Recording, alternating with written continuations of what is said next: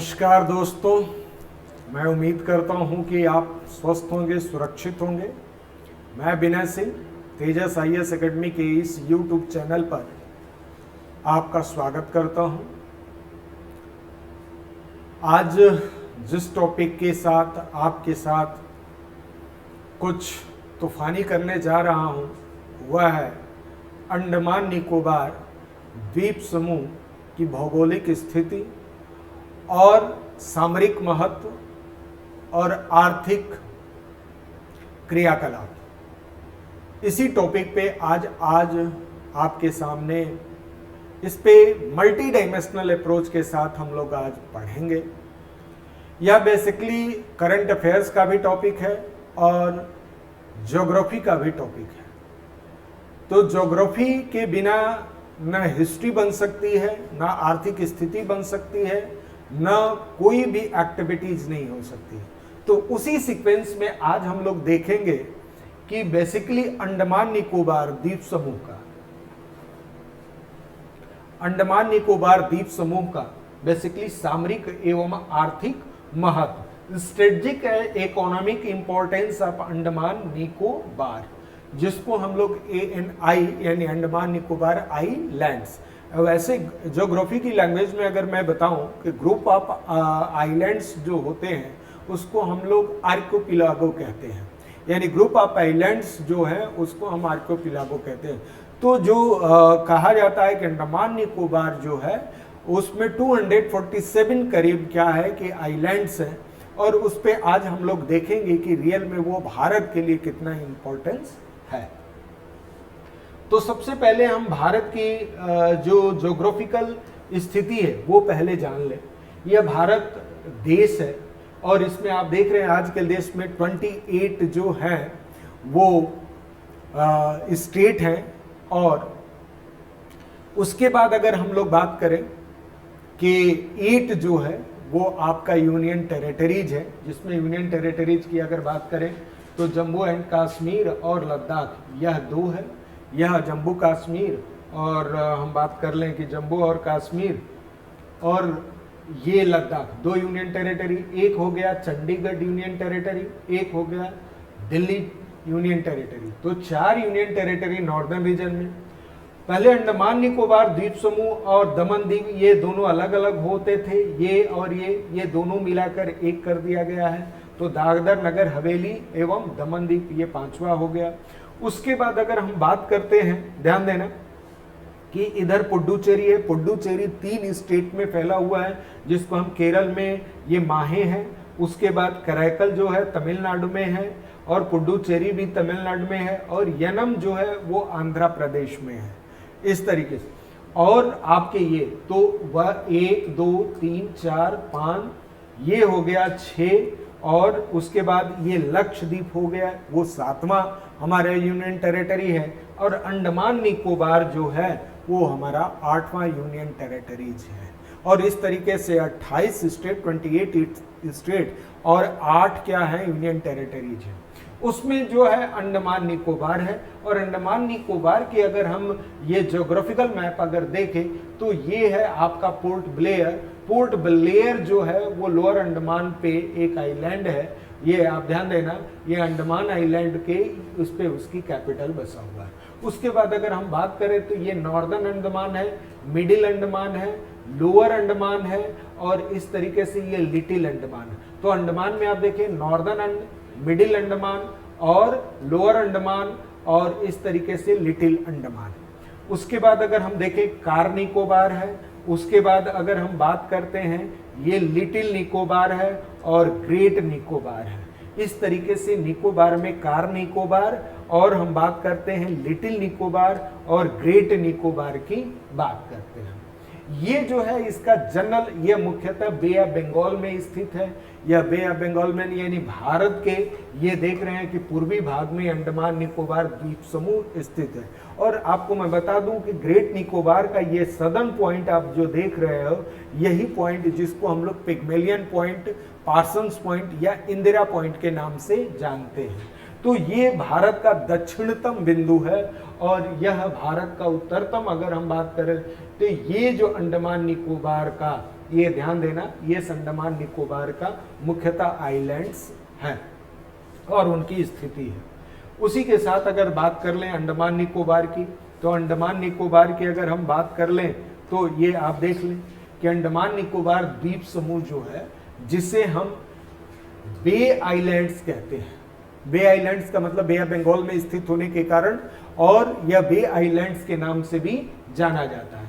समुद्री और पारिस्थितिकी दृष्टिकोण से भारत के लिए बहुत महत्वपूर्ण, ध्यान देना, समुद्र की अगर हम बात करते हैं या इकोलॉजी, अगर इकोलॉजी के प्रोस्पेक्टिव में अगर देखा जाए तो यह काफी इंपॉर्टेंट, क्योंकि वहां डाइवर्सिटी अच्छी है और हमारा समुद्र की अपेक्षा ये समुद्र और पारिस्थितिकी दृष्टिकोण से भारत के लिए काफी क्या है, इंपॉर्टेंस रखता है।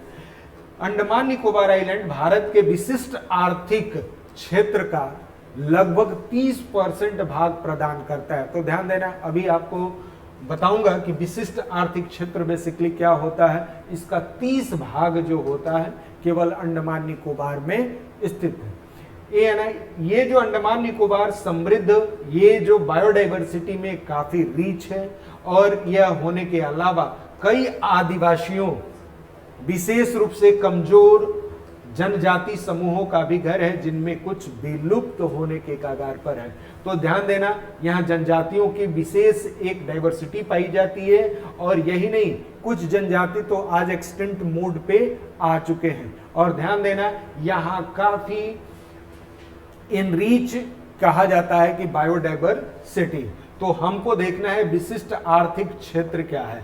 तो विशिष्ट आर्थिक क्षेत्र की अगर हम बात करते हैं तो ये अंडमान निकोबार, ये northern and middle Andaman Nicobar जो आपने देखा होगा, और ये साउथ अंडमान और निकोबार है। इस तरीके से ये बहुत सारे आइलैंड के ये अलग अलग पार्टों में डिवाइड किया गया है, और इस तरीके से ये अंडमान निकोबार की स्थिति है जो मुख्यतः बे ऑफ बंगाल में स्थित है।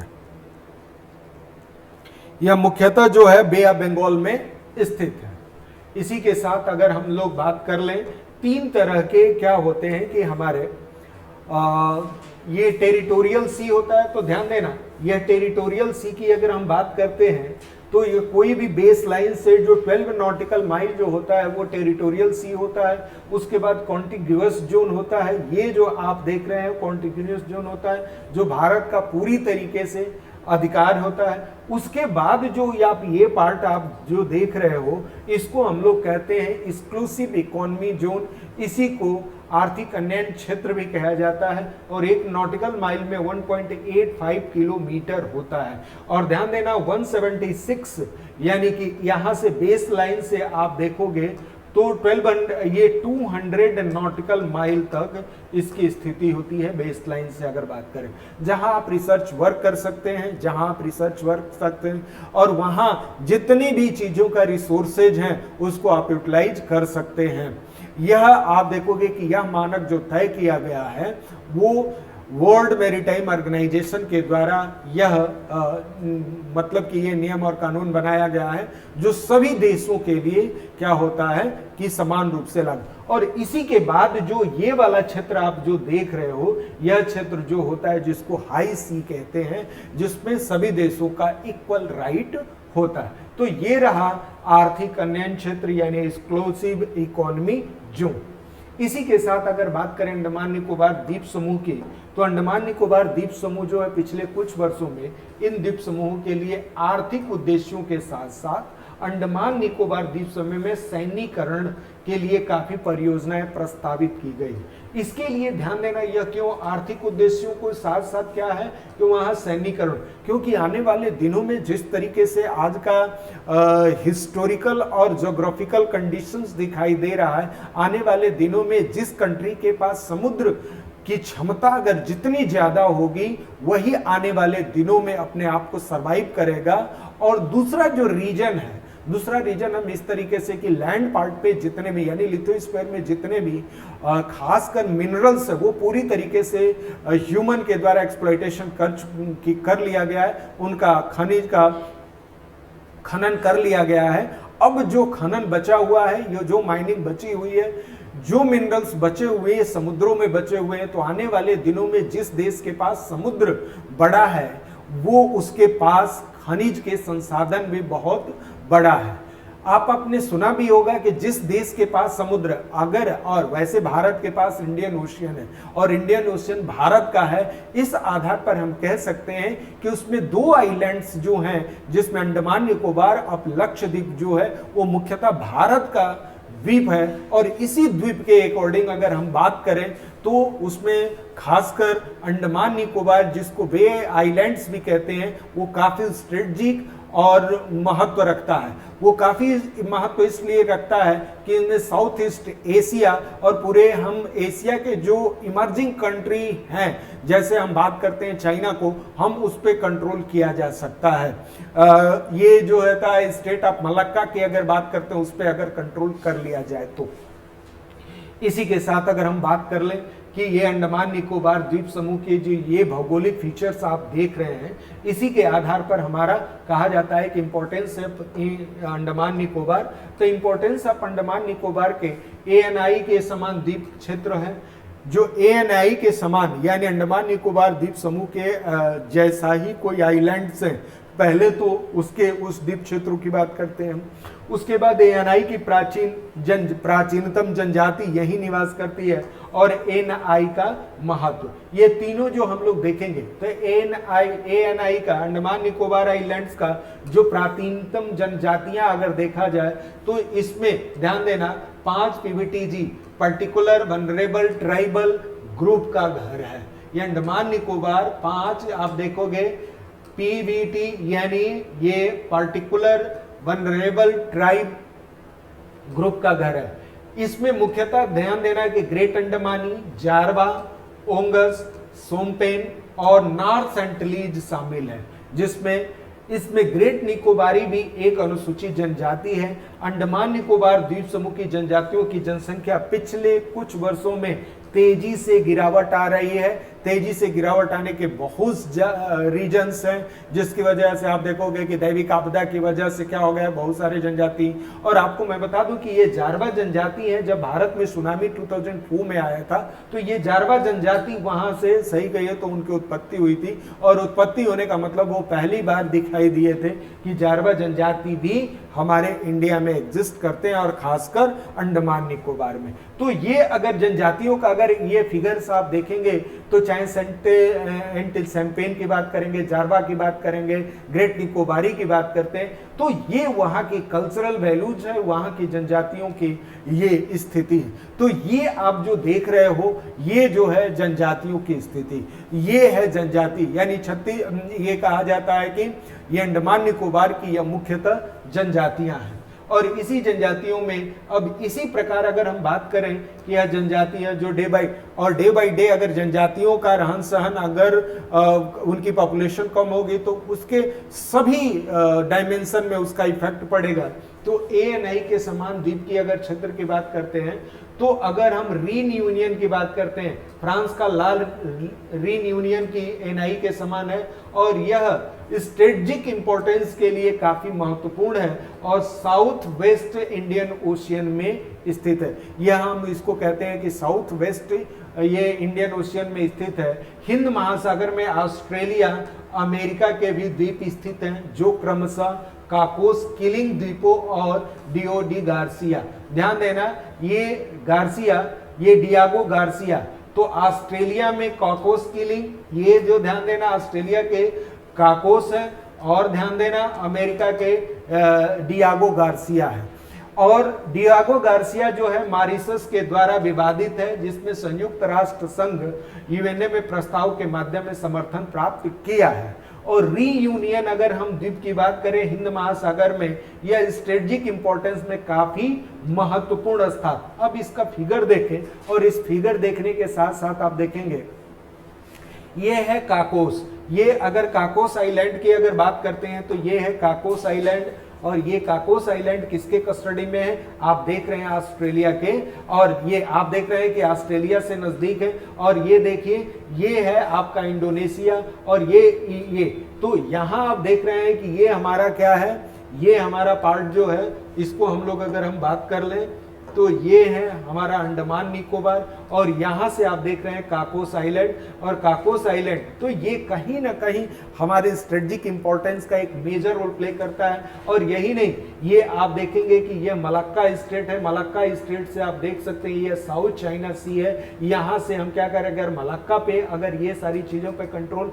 अगर इंडिया का कर ले तो चाइना की जितनी भी ये सबमरीन है या तमाम तरह की चीज़ें हैं इसको कंट्रोल यहाँ से किया जा सकता है। तो काकोस आइलैंड की अगर हम बात करते हैं, और यहाँ हम बात करते हैं, ये डियागो गार्सिया है। ये डियागो गार्सिया जो है आप देखेंगे कि यह यूएसए के कस्टडी में है। क्लियर है, पहले ये मॉरिशस में या यूएनओ में मॉरिशस ने इसका समर्थन किया है, तो आप देख सकते हैं डियागो गार्सिया है। और यह अगर इंपॉर्टेंस देखें तो यह हमारे भारत के लिए स्ट्रेटेजिक इंपॉर्टेंस काफी है। और इसी के साथ अगर देखेंगे कि एएनआई का जो मेजर अंडमान निकोबार का अगर मेजर अगर इंपॉर्टेंस की बात करते हैं तो अमेरिका की बात करते हैं, जापान की बात करते हैं, ऑस्ट्रेलिया और फ्रांस जैसे भारत के प्रमुख ये क्या है साझेदार यानी पार्टनरशिप क्या है कि कंट्री है, अंडमान निकोबार के रणनीतिक महत्व को स्वीकार करते हैं। ये द्वीप न केवल भारत को एक प्रमुख समुद्री शक्ति मानते हैं बल्कि इंडियन ओशियन क्षेत्र के सामरिक स्ट्रेटजिक और सैन्य गतिविधियों को आकार देने में एक महत्वपूर्ण भूमिका निभा सकता है। तो आपको मैं बता दूं कि अंडमान निकोबार एक ऐसा द्वीप है जो सभी कॉन्टिनेंट को रेगुलाइज करेगा, और यह continent as a geographical features के अकॉर्डिंग इसलिए भारत सरकार ने इसको मल्टी डायमेंशनल डेवलपमेंट की स्ट्रेटजी और प्लानिंग किया है ताकि यहाँ ज्यादा से ज्यादा डेवलपमेंट किया जा सके। और आने वाले दिनों में जो चुनौतियां हैं, जो विश्व परिदृश्य के देखते हुए जो भारत के लिए जो चुनौतियां हैं उसको हम अच्छे तरीके से सामना कर सकें। इसी के साथ अगर हम बात करते हैं तो यह आप देख सकते हैं, यह जो अंडमान निकोबार द्वीप समूह के ये है ब्रिटिश इंडियन ओशियन टेरिटरी, जिसमें यह आइलैंड्स का ग्रुप है जिसको चागोस आर्कियोपिलागो कहते हैं। इसको हम लोग चागोस आर्कियोपिलागो कहते हैं, और यही चागोस आर्कियोपिलागो की अगर हम बात करते हैं, और यही डियागो गार्सिया है जो काफी स्ट्रेटेजिक इंपॉर्टेंस है। क्योंकि अगर यूरोप की बात करें और सेंट्रल एशिया की बात करें या मिडिल एशिया की बात करें या साउथ वेस्ट एशिया की बात करें या अफ्रीकन कॉन्टिनेंट की बात करें, ये डियो डी गार्सिया जो होता है ये रेड सी और गल्फ ऑफ अगर पर्सियन गल्फ देखें वहां से ये अगर देखा जाए तो काफी इंपॉर्टेंट इसकी लोकेशन है। उसी के बाद अगर देखा जाए तो ANI के अंडमान निकोबार के विकास के लिए कौन कौन से यह प्रपोजल पास किए गए हैं, तो लिटिल अंडमान के लिए नीति आयोग का एक प्रपोजल है, और ग्रेट निकोबार के लिए नीति आयोग का एक परियोजना है, और समुद्री और स्टार्टअप हब के रूप में इसको डेवलप करना है।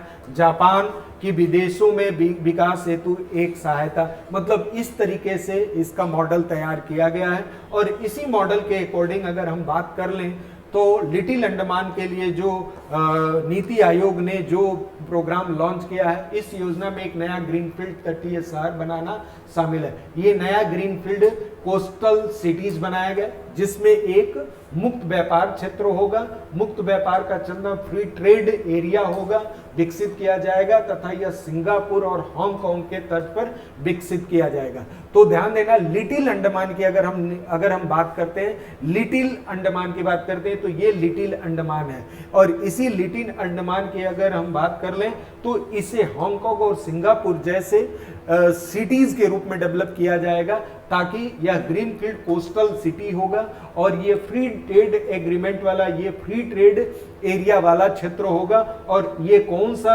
आइलैंड होगा? लिटिल अंडमान होगा। और ये लिटिल अंडमान ये नीति आयोग का आने वाले दिनों में इस तरह का प्रोग्राम है। उसके बाद ग्रेट निकोबार की अगर हम बात करते हैं तो ग्रेट निकोबार किस तरीके से, अब ग्रेट निकोबार की अगर हम बात करें कि ग्रेट निकोबार क्या है, ये ग्रेट निकोबार आइलैंड्स हैं, और ये ग्रेट निकोबार आइलैंड द्वारा नीति आयोग जारी प्रस्ताव में एक अंतर्राष्ट्रीय कंटेनर, ध्यान देना यहाँ एक अंतर्राष्ट्रीय कंटेनर हमें की बात करी गई, एक अंतर्राष्ट्रीय कंटेनर ट्रांसशिपमेंट टर्मिनल और एक ग्रीनफील्ड अंतरराष्ट्रीय हवाई अड्डा एवं बिजली संयंत्र और एक टाउनशिप परिसर शामिल है जो 166 स्क्वायर किलोमीटर में फैला है। तो ध्यान देना, ग्रेट निकोबार में हमें क्या करना है, ग्रेट निकोबार आप देखेंगे तो वहां से साउथ ईस्ट एशिया काफी नजदीक है और उसी में आप देखोगे कि एक इंटरनेशनल कंटेनर की यह ट्रांसशिपमेंट टर्मिनल बनाया जाएगा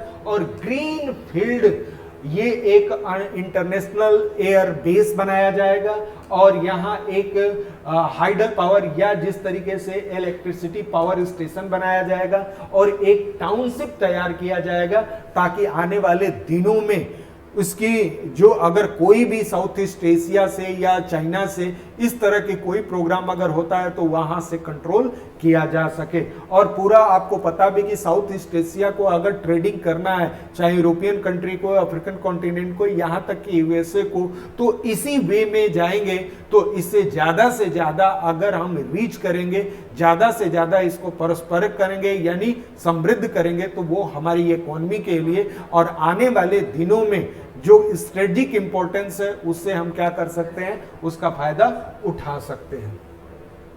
इसी के साथ अगर एएनआई की बात करते हैं तो एएनआई के समुद्री और स्टार्टअप हब की बात करता है तो 2020 में प्रधानमंत्री ने घोषणा की थी कि अंडमान और निकोबार द्वीप समूह को समुद्री और स्टार्टअप हब के रूप में विकसित किया जाएगा। यह ध्यान देना, ये समुद्री और स्टार्टअप हब के रूप में किया जाएगा। प्रभावी परियोजनाओं के लिए द्वीप समूह के 12 द्वीपों का चयन किया गया है। इसमें ध्यान देना 12 आइलैंड्स का चयन किया गया है। इन क्षेत्रों में समुद्र आधारित जैविक नारियल आधारित उत्पादों का व्यापार को बढ़ावा देने के लिए जोर दिया जाएगा। तो ध्यान देना ये बायोलॉजिकल, ये जो समुद्र आधारित क्या होगा, जैविक एवं नारियल आधारित, ये नारियल आधारित उत्पादों को व्यापार में यहाँ इस क्षेत्र में क्या होगा कि ऐसे क्षेत्रों, ऐसे चीजों की उत्पत्ति कराई जाएगी जिसमें विदेशों में ज्यादा से ज्यादा डिमांड है और उसको हम फुलफिल कर सकते हैं। तो ऐसे 12 द्वीप ऐसे हैं जो प्रधानमंत्री ने ये समुद्री स्टार्टअप हब के रूप में नामांकन किया है और उसका बहुत तेजी से प्रोग्राम भी चल रहा है और वह क्रियाकलाप जो है वो आने वाले दिनों में बहुत तेजी से डेवलप करेगा। इसी के साथ आप देख सकते हैं कि अंडमान निकोबार द्वीप समूह को इस तरीके से हम देख सकते हैं कि 12 आइलैंड इस पे इस तरीके से विस्तारित किया गया है और उसको स्टार्टअप हब के रूप में प्रमाणित किया जा रहा है ताकि आने वाले दिनों में उसका डेवलप हो सके। अब है कि जापान के विदेशों में विकास हेतु सहायता की, ये मार्च 2021 में पहली बार जापान सरकार ने अंडमान निकोबार द्वीप समूह को क्या किया कि विकास परियोजनाओं के लिए लगभग 265 करोड़ का अनुदान राशि मंजूर की। इन द्वीपों के लिए जापान की पहली विदेश सहायता ओवरसीज डेवलपमेंट असिस्टेंस होगा। ये एक पहल है ताकि हम क्या कर सके, जापान के आइलैंड जिस तरह डेवलप्ड है उसी तरीके से हम अंडमान निकोबार को क्या कर सके, विकास और विकसित कर सके। अब ध्यान देना कि एएनआई के डेवलपमेंट की अगर हम बात करते हैं तो उसकी भौगोलिक स्थिति, उसमें चैलेंजेस भी बहुत हैं, उससे जुड़े मुद्दे यानी चुनौतियां भी। सबसे पहले अगर भौगोलिक अस्थिरता की, ज्योग्राफिकल अनस्टेबिलिटी की बात करते हैं, ये डिक्रीजिंग पॉपुलेशन की बात करते हैं, ये लैक ऑफ ये कनेक्टिविटी की बात करते हैं, ब्लू इकोनॉमी पॉलिसीज की बात करते हैं, विकास डेवलपमेंट एवं बायोडाइवर्सिटी की बात करते हैं, उसके बाद कोस्टल रेगुलेशन जोन CRZ की भी हम बात करते हैं। तो इतने मुद्दे पे हम क्या कर सकते हैं, ध्यान देना कि इतने मुद्दे पे हम इसमें ये मेजर चैलेंजेज है। तो यह मेजर चैलेंजेस जो आप देखोगे कि पहले हम बात करते हैं ज्योग्राफिकल अनस्टेबिलिटी। जो ज्योग्राफिकल अनस्टेबिलिटी की बात करते हैं तो द्वीप समूह में अत्यधिक यह सिस्मिक जोन में स्थित है। 2004 के सुनामी और भूकंप में इसके साथ आई सुनामी द्वीप को बड़े हिस्से को तबाह कर दिया था।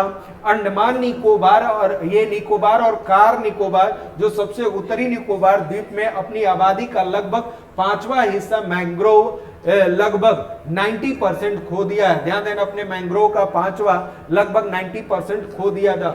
ये ध्यान देना, अपने 5वां हिस्सा मतलब यहाँ 20% होगा, ये 20% खो दिया है। आबादी का 5वां हिस्सा एवं ध्यान देना ये आबादी का 5वां हिस्सा मतलब 20%, और मैंग्रोव वन जो है उसका 90% जो है वो पूरी तरीके से खत्म हो चुका है।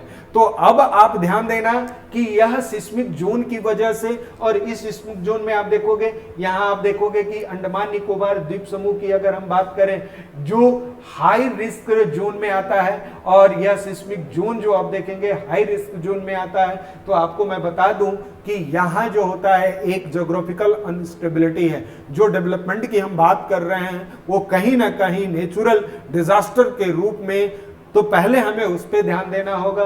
और उसी के अनुसार से आप देखेंगे कि 2004 में इस तरह के सुनामीज आई थी जिससे कि बहुत ज्यादा यहाँ क्या हुआ था, नुकसान हुआ था। अब उसी के साथ देखें कि घटती पॉपुलेशंस की बात करते हैं, तो घटती पॉपुलेशन में आप देखोगे कि ये 1901 की तुलना में बस 2011 में ग्रेट अंडमानी, ओंगे, जारवा और नॉर्थ सेंटलीज मूल समुदायों की संख्या ये 199, ये ध्यान देना 1999 से गिरकर 550 हो गया। तो आप ध्यान देना कि उनकी पॉपुलेशन 1999 से घटकर वो क्या हो गया, 550 हो गए। पारिस्थितिकी रूप से सुभेद्य लिटिल अंडमान द्वीप यानी लिटिल अंडमान जो आइलैंड है, बड़े पैमाने पर परियोजनाओं यानी महामारी, अपंगता की समस्याओं के कारण ओंगे जनजाति लगभग विलुप्त हो तो ध्यान देंगे ओंगे जनजाति जो है लगभग विलुप्त होने के कगार पर है। और इस तरीके से लिटिल अंडमान के लिए नीति आयोग द्वारा प्रस्तावित विकासात्मक परियोजना के लिए आरक्षित वन का लगभग 32% डी रिजर्व करना है, और जनजाति हेतु आरक्षित वन जो होगा 31% गैर अनुसूचित करना शामिल है, जिससे जनजाति समूह की वस्तुओं को खतरे में डाल दिया गया है।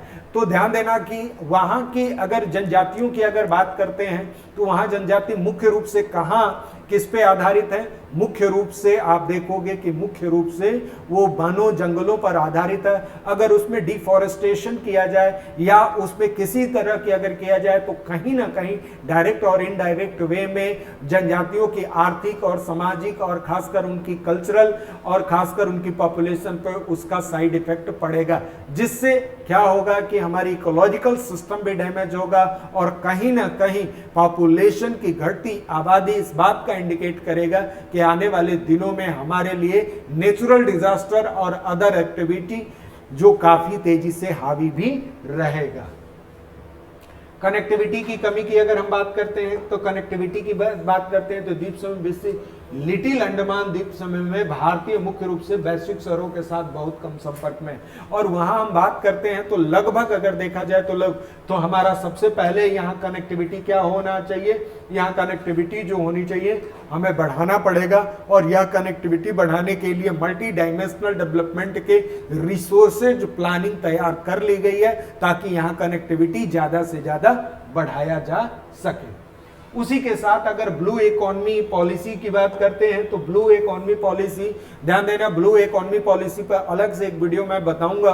तो ये ब्लू इकोनॉमी पॉलिसी में खासकर इंडियन ओशियन के जो द्वीप राष्ट्र हैं के सामने आने वाले प्राथमिक मुद्दों के लिए ब्लू इकोनॉमी का मुद्दा है, जिसमें ये कहा जाता है सस्टेनेबल डेवलपमेंट की बात करते हैं और अवैध रूप से इलीगल फिशरीज करने की बात करते हैं, नेचुरल डिजास्टर और क्लाइमेट चेंजेस की बात करते हैं, और इस तरीके से अपशिष्ट मुद्दे पर्यटन के साथ साथ द्वीपों को विशिष्ट पारिस्थितिकी तंत्र को भी प्रभावित करते हैं। जो ब्लू इकोनॉमी की अगर हम बात करते हैं कि काफी तेजी से डेवलप हो रहा है, उसका साइड इफेक्ट भी हमें देखने को मिल रहा है कि वहां नवीनीकरण जो ऊर्जा की अगर हम बात करते हैं या अपशिष्ट प्रबंधन की बात करते हैं, ऐसे पर्यटन के मुद्दे जो काफी तेजी से प्रभावित हो रहे हैं। तो ये भी अंडमान निकोबार के लिए एक काफी चैलेंजेस हैं। विकास एवं जैव विविधता, ध्यान देना विकास और जैव विविधता दोनों एक साथ नहीं होते। तो पर्यटन और व्यापार को बढ़ावा देने के लिए एनआई के कई बुनियादी ढांचा परियोजनाओं को प्रस्तावित किया गया है। द्वीपों को काफी हद तक प्रभावित कर सकते हैं, इससे जैव विविधता का नुकसान भी होगा और वहां की जनजातियों और लोगों पर नकारात्मक प्रभाव भी पड़े। तो एक तरफ विकास की बात करते हैं, एक तरफ जैव विविधता की बात करते हैं, तो यह दोनों एक दूसरे के अपोजिट है कि अगर जैव विविधता को अगर हम वहां डेवलपमेंट करेंगे तो कहीं ना कहीं इनडायरेक्ट डायरेक्ट रूप में क्या होगा कि जैव विविधता कम होगी। अगर जैव विविधता को फ्लरिश करते हैं तो कहीं ना कहीं हमारा डेवलपमेंट बाधित होगा। तो इसके लिए भारत सरकार ने क्या किया है कि जैव विविधता के साथ साथ डेवलपमेंट के एक ऐसा कम्युनिकेशन और एक ऐसा मॉडल तैयार किया है कि ज्यादा से ज्यादा जैव विविधता को संरक्षित भी किया जा सके, प्रोटेक्शन भी दिया सके और ज्यादा से ज्यादा डेवलपमेंट भी हो सके। इसी के साथ जो हमारा रेगुलेशन है, कोस्टल रेगुलेशन, अगर जोन की बात करते हैं तो हमारे यहाँ स्ट्रक्चरल जो प्रोजेक्ट हैं उनकी मंजूरी दी गई कि सभी बेड़े मध्यम और छोटे पेड़ों को गिनकर भू रेखांकित किया जाए और उन्हें काटा नहीं जाएगा। तो यह नीतिगत करने के लिए यह कहा गया है कि बड़े और मध्यम इस प्रकार के जो ऐसे इंपॉर्टेंट जहां पेड़ पौधे होने चाहिए उनको आरक्षित किया जाए। अंडमान निकोबार समूह को ये Andaman Nicobar islands integrated development corporation उपयुक्त धारा में संशोधन की मांग कर रहा है ताकि जरूरत पड़ने पर पेड़ों को काटा जा सके। तो ध्यान देना कि यह एनइडको जो कहा जाता है अंडमान निकोबार इंटीग्रेटेड जो डेवलपमेंट कारपोरेशन है, उसका यही डिमांड है कि अगर डेवलपमेंट किया जाए तो प्रॉपर सीक्वेंस और सीरीज और प्रॉपर रेगुलेशंस के साथ किया जाए ताकि आने वाले दिनों में अगर कोई भी नेचुरल डिजास्टर या कोई भी इस तरह का अगर प्रोग्राम अगर हो रहा है, नेचुरल वे में हो या मैन मेड हो, किसी भी तरह का हो, तो उसका फुली प्रोटेक्शन दिया जा सके। और मैंने पहले भी बताया था कि डेवलपमेंट और दूसरा जो होता है बायोडाइवर्सिटी या अलग अदर प्लेस का प्रोटेक्शन जो करना, वो हमारे लिए एक चैलेंजेज है और ये जो अंडमान निकोबार के डेवलपमेंट के लिए एक मेजर चैलेंजेज के साथ है। अब भारत के द्वारा लिया गया कौन कौन सा लिखित पहल कौन कौन सी है, तो IOC की भूमिका, सिस्टर्स आइलैंड्स की बात करता है, संतुलित विकास की बात करता है, NI का सतत विकास की बात करता है। इन 4 पॉइंट पे क्या हो सकता है कि अंडमान निकोबार का काफी विकास एवं विकसित किया जा सकता है। अब दूसरी बात जो हो गया संतुलित विकास की बात करते हैं तो यहाँ सैन्यीकरण, बुनियादी ढांचे एवं विकासात्मक परियोजनाओं की भारत की रणनीति और समुद्री क्षमताओं में बढ़ोतरी होगी, लेकिन इस तरह के विकास में जैव विविधता हॉट स्पॉट, ध्यान देना, निर्मम शोषण की कीमत नहीं आनी चाहिए। तो हॉट स्पॉट कहाँ होता है, एक ऐसा प्लेस जहां बायोडाइवर्सिटी की डेंसिटी काफी ज्यादा होती है, फ्लोरा और फौना की डेंसिटी ज्यादा होती है, उसको हम हॉट स्पॉट कहते हैं। और ये जो हॉट स्पॉट, ध्यान देना, उस हॉट स्पॉट को बनाया जा सके और किसी भी कीमत पर इसका शोषण न हो सके, यानी आप संतुलित विकास ऐसा करें कि डेवलपमेंट भी हो जाए और फ्लोरा और फौना, हमारी इकोलॉजिकल सिस्टम प्रॉपर बनी रहे। इसके लिए दूसरा है सतत विकास की बात करते हैं, यानी कि सस्टेनेबल डेवलपमेंट की बात करते हैं, तो उसमें आर्थिक, इकोनॉमी, इकोलॉजिकल और इन्वायरमेंटल बाधाओं एवं जनजातियों की रक्षा करने के कानून को ध्यान में रखते हुए अंडमान और निकोबार द्वीप समूह को अपनी आर्थिक एवं सैन्य क्षमता को अधिकतम करने के लिए पहले अस्थायी रूप से विकसित करना होगा। तो ध्यान देना, पहले वहां आर्थिक, यहाँ इकोनॉमी और इकोलॉजिकल और इन्वायरमेंटल, इसके साथ जो जनजातियों के लिए जो कानून लागू है, इन सभी चीजों को ध्यान में रखते हुए हमें एक ऐसा मॉडल तैयार करना होगा कि ये सारी चीजों का डेवलपमेंट भी हो जाए और वहां जो एग्जिस्ट कर रहा है, चाहे पेड़ पौधों की बात करें, चाहे जनजातियों की बात करें, चाहे उनकी इकोनॉमी की बात करें, सारी चीजें प्रॉपर वे में एग्जिस्ट करें, तभी क्या होगा कि यह सतत विकास भी, यह अस्थायी द्वीप का फ्रेमवर्क केवल ANI के लिए महत्वपूर्ण नहीं बल्कि इंडियन ओशियन के अन्य द्वीपों के लिए भी महत्वपूर्ण होगा। और इस तरह का मॉडल अगर हम इस पे अगर अंडमान निकोबार के लिए कर सकते हैं तो हम लक्षद्वीप और भी तमाम जो द्वीप हैं उस पे भी हम किया जा सकता है या हम कर सकते हैं। तो सतत विकास की जो कंडीशन है वो इस तरह की चीजें होनी चाहिए। उसके बाद सिस्टर्स आइलैंड की बात करते हैं, तो सिस्टर आइलैंड की जिस तरीके से रीयूनियन, ध्यान देना, 4 द्वीप क्षेत्रों में सबसे विकसित द्वीप है जो आर्थिक जरूरतों के साथ इंडियन ओशियन में फ्रांस की सैन्य प्राथमिकता, क्योंकि ये रीयूनियन जो है वो फ्रांस के कस्टडी में है, उसके लिए उपयुक्त है। सिस्टर सिटीज के विचार में सिस्टर आइलैंड्स के रूप में तैयार की जा सकती है।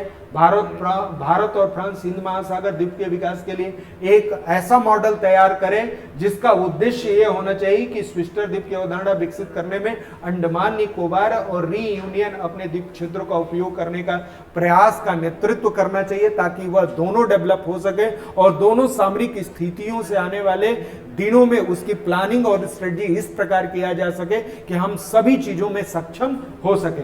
सिस्टर शहरों के तहत एक सिस्टर आइलैंड की अवधारणा भारत और फ्रांस द्वीप के लिए विकास के लिए एक स्थायी ढांचे और कोऑपरेटिव और को डेवलपमेंट की बात भी करने की अनुमति देता है। वैसे भी आज भारत और फ्रांस के रिलेशंस काफी अच्छे हैं, इसलिए रीयूनियन और अंडमान निकोबार द्वीप समूह को क्या किया जा रहा है कि एक सिस्टर आइलैंड के रूप में डेवलपमेंट की बात किया जा रहा है। उसके बाद हिंद प्रशांत क्षेत्र भारत की विकास योजनाएं, इस पर भी एक वीडियो मैं दूंगा, लेकिन यदि भारत हिंद महासागर की क्षमता निर्माण में पहल और समुद्री परियोजनाओं में निवेश करता है तो विकास के लिए एक द्वीप मॉडल का शोध निर्माण करने की आवश्यकता है। इस तरह के दृष्टिकोण जो आईओसी जो हिंद महासागर पर नेतृत्व करने वाली पहल के लिए एक नया अवसर भी पैदा करेगा। इसी के साथ अगर सहयोगी राष्ट्रों के समान मध्य समान हितों में प्राप्त करने के लिए इंडियन ओशियन और पैसिफिक में पहुंच प्रभाव के लिए प्रतिस्पर्धा है, अतः भारत को रणनीतिक रूप से क्या होगा, इन द्वीप राष्ट्रों को क्षेत्रीय चिंताओं चुनौतियों से जुड़ने से उसे संबोधित करने की आवश्यकता है। मतलब ये काफी कारगर सिद्ध होगा, जिसमें इंडियन और पैसिफिक, ध्यान देना, इंडियन और पैसिफिक एक ऐसा क्षेत्र होगा जो कोऑर्डिनेशन कोऑपरेशन से हमारे यहाँ प्रॉपर डेवलपमेंट हो सकेगा। और इस पे भी हम ध्यान देना, इस पे एक अलग से मैं वीडियो बनाऊंगा, तब आपको अच्छे से समझ में आएगा। अब है आईओसी की बात अगर करते हैं तो आईओसी है जो इंडियन ओशियन कमीशन हिंद महासागर में एक मात्र द्वीप संचालित संगठन है। यह पश्चिम हिंद महासागर के द्वीपों से जुड़ने के मुद्दों पर चर्चा कृत है। हाल में ही आईओसी के अध्यक्ष के रूप में फ्रांस ने पदभार संभाला है। भारत में 2020 में औपचारिक रूप से एक पर्यवेक्षक के रूप में इस संगठन में शामिल हो। तो ध्यान देना, आईओसी जो 2020 में यह शामिल हुआ एज एक ऑब्जर्वर कंट्री के रूप में।